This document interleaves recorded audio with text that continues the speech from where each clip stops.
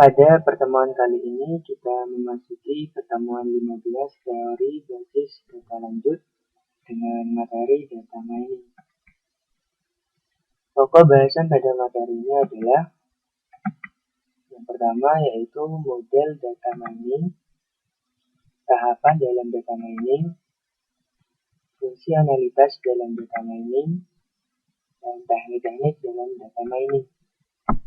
Tujuan pembelajaran pada materi ini adalah yaitu memahami pemodelan data mining, memahami setiap tahapan dalam data mining, memahami fungsionalitas dalam data mining, dan memahami beberapa teknik yang digunakan dalam data mining.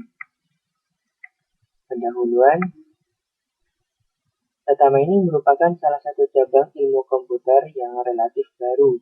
Sampai sekarang masih diperdebatkan tempat data mining di bidang ilmu mana, dikarenakan data mining menyangkut database, kecerdasan buatan atau AI, statistik, dan sebagainya. Salah satu pihak berpendapat bahwa data mining tidak lebih dari machine learning atau analisa statistik yang berjalan di atas database.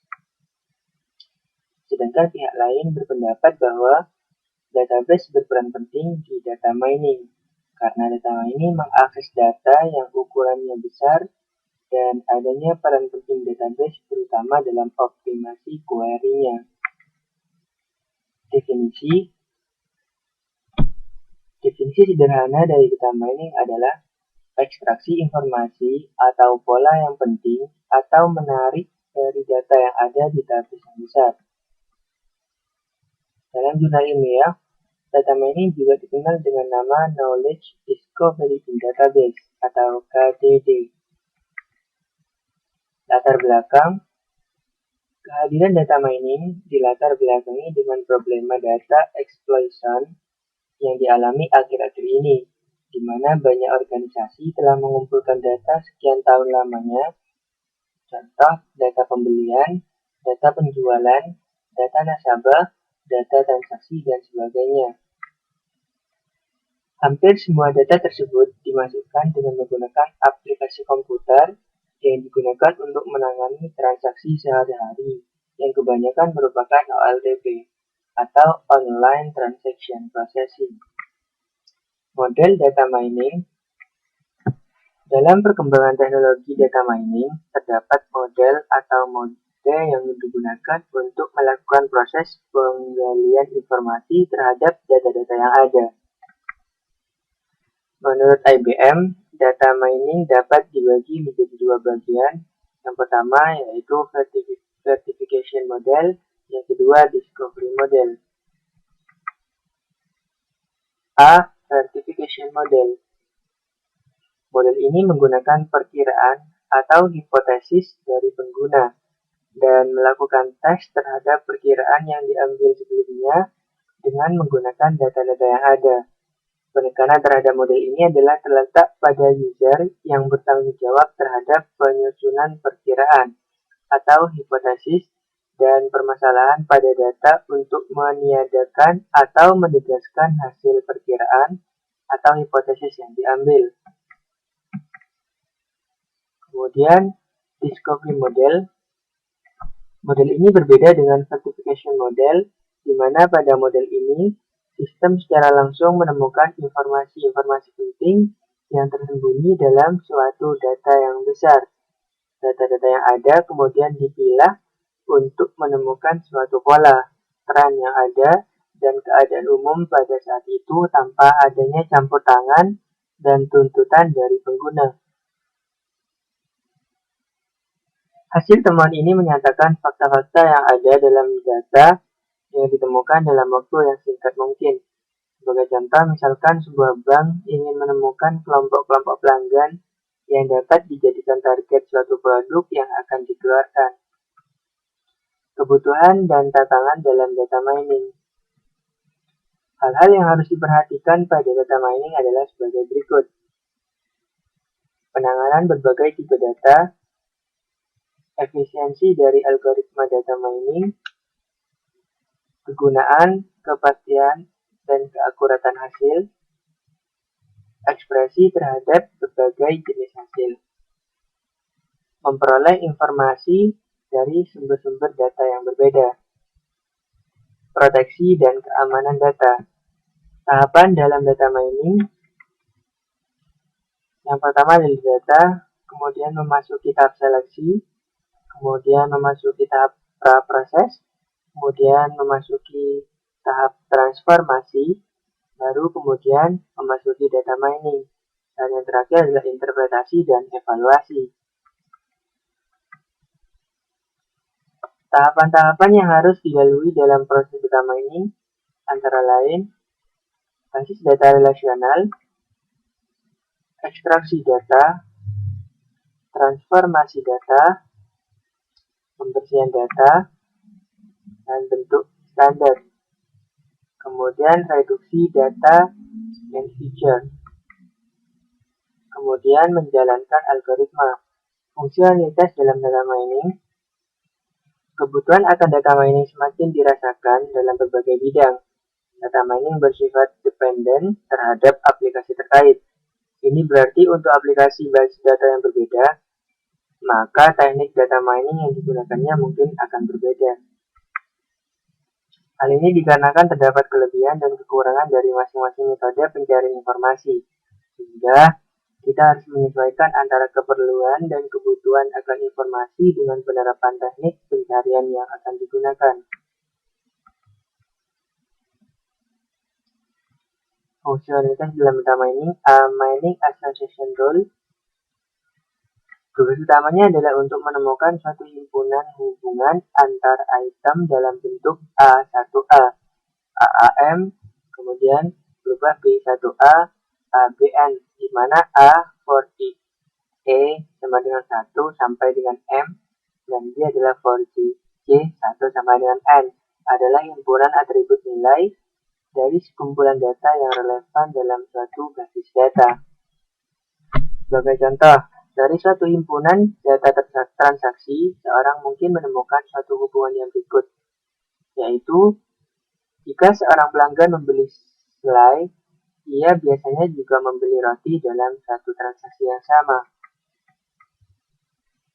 B. Generalisasi, pencatatan, dan karakterisasi data multilevel.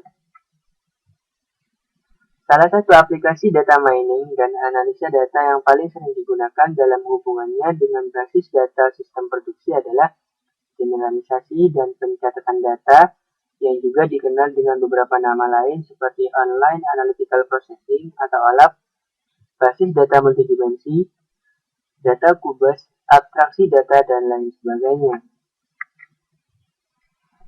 Generalisasi dan pencatatan data ini menampilkan karakteristik umum terhadap sekumpulan data yang dispesifikasikan oleh pemakai dalam basis data. Si klasifikasi data. Aplikasi lain yang penting dari data mining adalah kemampuannya untuk melakukan proses klasifikasi pada suatu data dalam jumlah besar. Hal ini sering disebut mining classification rule, di mana klasifikasi data sendiri adalah suatu proses yang menemukan properti-properti yang sama pada sebuah himpunan objek di dalam sebuah basis data dan mengklasifikasikannya ke dalam kelas-kelas yang berbeda menurut model klasifikasi yang ditetapkan. D. Analisa cluster. Pada dasarnya, clustering terhadap data adalah suatu proses untuk mengelompokkan sekumpulan data tanpa suatu atribut kelas yang telah didefinisikan sebelumnya, berdasarkan pada prinsip konseptual clustering, yaitu memaksimalkan dan juga meminimalkan kemiripan intrakelas. Proses untuk mengelompokkan secara fisik atau abstrak objek-objek ke dalam bentuk kelas-kelas atau objek yang serupa disebut dengan clustering atau unsupervised classification. Melakukan analisa dengan clustering akan sangat membantu untuk membentuk partisi-partisi yang berguna terhadap sejumlah besar himpunan objek dengan didasarkan pada prinsip divide and conquer, yang mendekomposisikan suatu sistem skala besar menjadi komponen-komponen yang lebih kecil untuk menyederhanakan proses desain dan implementasi. Pencarian pola sekuensial. Fungsi pola sekuensial menganalisa sekumpulan rekod pada suatu periode waktu. Misalnya untuk menganalisa tren. Suatu pola dapat ditampilkan dalam contoh sebagai berikut. Pelanggan biasanya membeli gula langsung melakukan transaksi membeli kopi. Dari semua transaksi membeli gula, ternyata hampir seluruhnya terdapat transaksi membeli kopi. Maka dari pola-pola yang ada ini dapat dijadikan masukan bahwa telah terjadi suatu kecenderungan atau tren dari pelanggan di mana setiap pelanggan melakukan transaksi membeli gula maka akan diikuti oleh transaksi membeli kopi. Untuk itu, pihak manajemen dapat menempatkan letak item kopi dekat dengan item gula, sehingga memudahkan pelanggan untuk melakukan transaksi selanjutnya. Teknik-teknik dalam data mining.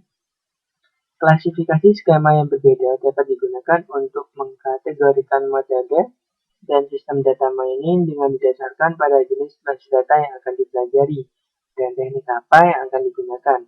Beberapa di antaranya adalah sebagai berikut. Jenis basis data yang akan dijadikan objek, jenis informasi yang hendak dicari, teknik yang hendak digunakan, kemudian market basket analysis. Fungsi association rule seringkali disebut dengan market basket analysis yang digunakan untuk menemukan relasi atau korelasi di antara himpunan item. Market basket analysis adalah analisis dari kebiasaan membeli customer dengan mencari asosiasi dan korelasi antara item-item berbeda yang diletakkan customer dalam keranjang belanjanya. Fungsi ini paling banyak digunakan untuk menganalisa data dalam rangka keperluan strategi pemasaran, desain katalog, dan proses pembuatan keputusan bisnis. Apa itu kaidah asosiasi? Kaidah asosiasi penambangan pertama kali diusulkan oleh Agrawal, Imerinsky, dan Swamy AS 93. Diberikan suatu data transaksi, setiap transaksi adalah suatu himpun item, kemudian dari seluruh kaidah asosiasi yang memenuhi kendala minimum support dan minimum confidence yang diberikan user. Contoh, 30% dari transaksi yang memuat bid juga memuat pokok 5% dari transaksi. Memuat item-item berikut, 30% confidence dari kaidah ini, 5% support dari kaidah ini. Kemudian kita berminat untuk mencari seluruh kaidah ketimbang memeriksa apakah suatu kaidah berlaku. B. Algoritma a priori. Algoritma a priori yang bertujuan untuk menemukan frekuensi item set dijalankan dalam sekumpulan data. Pada interaksi ke K akan ditemukan sebuah item set yang memiliki K item, disebut dengan K item set. Inti dari algoritma a priori adalah gunakan frekuensi K-1 item set untuk membangun kandidat frekuensi item set. Item set. Gunakan scan database dan pencocokan pola untuk mengumpulkan hitungan untuk kandidat item set. Perbaikan kinerja a priori. 1. Hitungan item set berbasis hash. 1 ke item set yang hitungan ember hash terkaitnya di bawah ambang tidak bisa frekuen. 2. Reduksi transaksi. Suatu transaksi yang tidak memuat frekuen ke item set apapun adalah sia-sia dalam scan berikutnya. 3. Partisi. Item set apapun yang potensial frekuen dalam DB haruslah frekuen dalam paling tidak satu dari partisi dari DB. 4. Sampling. Penambangan atas suatu subset dari data yang diberikan menurunkan ambang support suatu metode untuk menentukan kelengkapan. B. Teknik algoritma a priori ataupun ilustrasi algoritma a priori adalah database TDB, kemudian di scan, kemudian menjadi L2, dari L2 kemudian di-scan lagi sehingga menjadi C2, C2 dari C2 ke L2 lagi, kemudian ganti ke C3, kemudian di-scan lagi sehingga menjadi L3. Latihan soal, apa perbedaan antara klasifikasi dan clustering?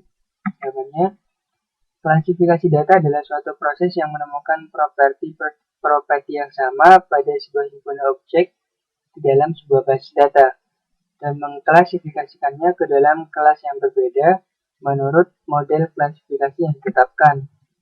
Sedangkan clustering adalah suatu proses untuk mengelompokkan sekumpulan data tanpa suatu atribut kelas yang telah didefinisikan sebelumnya berdasarkan pada prinsip konseptual clustering, yaitu memaksimalkan dan juga meminimalkan kemiripan intrakelas. Kemudian yang kedua, apa peran visualisasi informasi dalam data mining? Untuk memberikan gambaran yang lebih jelas tentang macam-macam informasi yang dapat ditemukan dalam sekumpulan data. 3. Definisikan support dan confidence untuk aturan asosiasi. Jawabannya adalah support menunjukkan frekuensi dari kaidah di dalam transaksi, sedangkan confidence menunjukkan presentasi dari transaksi yang memuat A yang juga memuat B. 4. Jelaskan mengapa aturan asosiasi tidak dapat digunakan secara langsung untuk prediksi tanpa analisis yang lebih lanjut atau domain pengetahuan. Jawabannya adalah karena aturan asosiasi meng-capture item atau kejadian dalam data berukuran besar yang berisi data transaksi. Selesai untuk teori data mining.